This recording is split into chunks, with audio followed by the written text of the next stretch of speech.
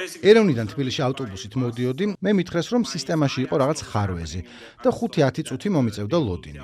1 საათში მესაზღვრემ გამიყვანა გვერდზე, მითხრა, რომ საქართველოში ვერ შევიდოდი და გადმომცა ეს ფურცელი. მიზეზად მითითებულია სხვა მიზეზი, რომელიც გათვალისწინებულია საქართველოს კანონმდებლობით. გარდა იმისა, რომ არ მიშვებდნენ ქვეყანაში, არაფერი უთქვამთ. როცა ვეკითხებოდი რატომ, მეუბნებოდნენ, რომ ვებსაიტზე უნდა მეძებნე პასუხები. მე შევედი ვებსაიტზეც, მაგრამ იქ არაფერი ეწერა გასაგებად. ანუ დამატებით საერთოდ არაფერი აკიხსნეს? არა, საერთოდ არაფერი. მე რაღაც სულელურ ხუმრობებს ვდებ ხოლმე TikTok-სა და Instagram-ზე. არც ისე მნიშვნელოვანი ფიგურა ვარ, უბრალო კომიკოსი ვარ, თუმცა ვფიქრობ, რომ მათთვის უარესია ჩემი არ შეშვება ქვეყანაში, სადაც შეიძლება მეთქვა fuck Putin ან რამე მსგავს.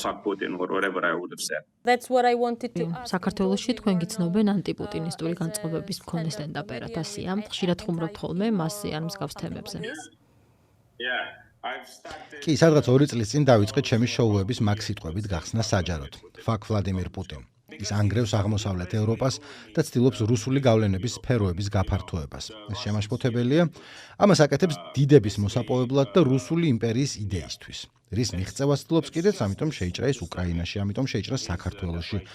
ამიტომ იყიდა არჩევნები საქართველოში, სცადა არჩევნების ყიდვა რუმინეთში. მოკლედ, ამიტომ აკეთებს იმას, რასაც აკეთებს.